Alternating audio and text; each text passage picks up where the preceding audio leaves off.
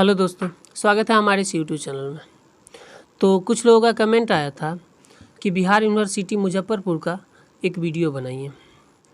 इस यूनिवर्सिटी ने अपना एक मॉडल पेपर जारी किया जिसके अंतर्गत सभी विषयों से संबंधित 300 ऑब्जेक्टिव प्रश्न दिए गए। आप लोगों के लिए यही 300 प्रश्न काफ़ी लाभदायक होगा, इसीलिए तो इसी प्रश्न को हम लोग वीडियो के माध्यम से बना दे रहे हैं।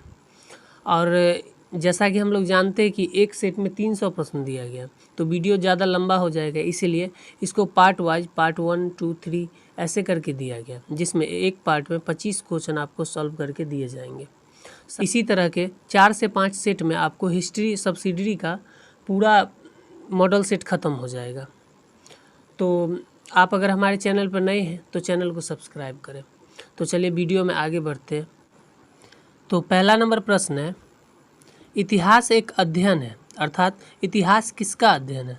जिसका आंसर होगा ऑप्शन ए, अतीत का अध्ययन है, अर्थात बीती हुई घटनाओं को पढ़ना इतिहास कहलाता है।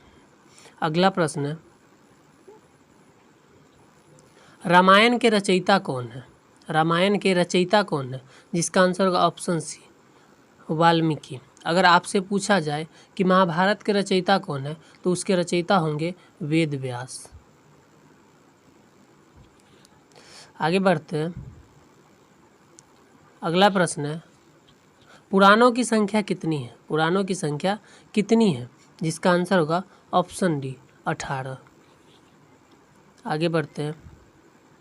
अगला प्रश्न है, राजतरंगिणी के लेखक कौन थे? राजतरंगिणी के लेखक कौन थे? जिसका आंसर होगा ऑप्शन बी, कल्हण। आगे बढ़ते हैं। अगला प्रश्न है, द हिस्ट्रीज के लेखक कौन है? द हिस्ट्रीज के लेखक कौन है? जिसका आंसर होगा ऑप्शन ए, हेरोडोटस। हेरोडोटस को ही इतिहास का जनक भी कहा जाता है। तो आगे बढ़ते हैं। अगला प्रश्न है, इतिहास का पिता किसे कहा जाता है? इतिहास का पिता किसे कहा जाता है? जिसका आंसर होगा ऑप्शन ए, हेरोडोटस। आगे बढ़ते हैं। अगला प्रश्न है, किसने कहा था कि इतिहास वर्ग संघर्ष की घटना है? किसने कहा था कि इतिहास वर्ग संघर्ष की घटना है? जिसका आंसर होगा ऑप्शन ए, कार्ल मार्क्स ने कहा था। आगे बढ़ते हैं। अगला प्रश्न है, विक्रम संवत कब लागू हुआ? विक्रम संवत कब लागू हुआ? जिसका आंसर होगा ऑप्शन सी, 57 ईसा पूर्व में। 57 ईसा पूर्व में। आगे बढ़ते हैं। अगला प्रश्न है, शक संवत किस राजा ने शुरू किया? शक संवत किस राजा ने शुरू किया?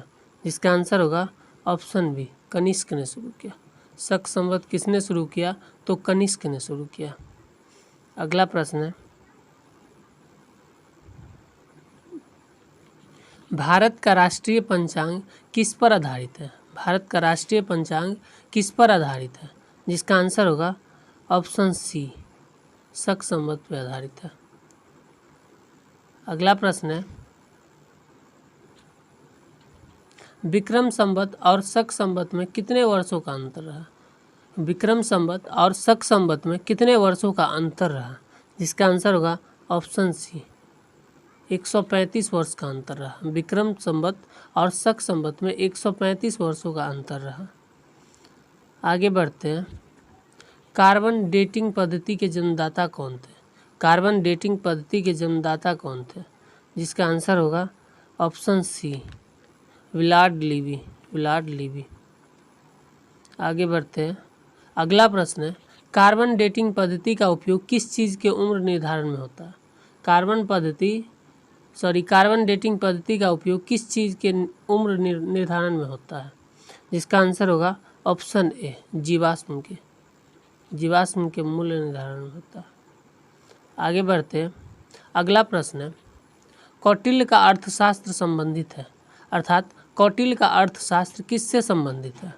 जिसका आंसर होगा ऑप्शन बी, राजनीति से। ऑप्शन बी, राजनीति से। अगला प्रश्न है, क्वेश्चन नंबर 15, कल्हण की पुस्तक का नाम क्या था? कल्हण की पुस्तक का नाम क्या था? जिसका आंसर होगा ऑप्शन सी, राजतरंगिणी। अगला प्रश्न है, महाभाष्य को किसने लिखा था? महाभाष्य को किसने लिखा था? जिसका आंसर होगा ऑप्शन बी, पतंजलि ने लिखा। अगला प्रश्न है, हर्षचरित के लेखक कौन है? हर्षचरित के लेखक कौन है? जिसका आंसर होगा ऑप्शन बी, बाणभट्ट। आगे बढ़ते हैं। अगला प्रश्न है, चंद्रोदय ने किस पुस्तक को लिखा? जिसका आंसर होगा ऑप्शन ए, पृथ्वीराज रासो को। अगला प्रश्न है, इनमें से कौन विदेशी यात्री भारत में पहली बार आया था? जिसका आंसर होगा ऑप्शन बी, फाहियान, जो कि चीन का यात्री था। अगला प्रश्न है, अष्टाध्यायी को किसने लिखा था? अष्टाध्यायी को किसने लिखा था? जिसका आंसर होगा ऑप्शन बी, पाणिनि ने लिखा था। अगला प्रश्न है, इब्न बतूता किस देश से आया था? इब्न बतूता किस देश से आया था? जिसका आंसर होगा ऑप्शन ए, मोरक्को से आया था, मोरक्को से। अगला प्रश्न है, इनमें से कौन सी चीनी यात्री हर्षवर्धन के समय आया? इनमें से कौन चीनी यात्री हर्षवर्धन के समय आया? जिसका आंसर होगा ऑप्शन बी, वेनसांग आया। अगला प्रश्न है, भारतीय पुरातत्व का पिता किसे कहा जाता है? भारतीय पुरातत्व का पिता किसे कहा जाता है? जिसका आंसर होगा ऑप्शन ए, अलेक्जेंडर कनिंघम को। अगला प्रश्न है, हड़प्पा सभ्यता की खोज किसने की? हड़प्पा सभ्यता की खोज किसने की? जिसका आंसर होगा ऑप्शन बी, दयाराम साहनी।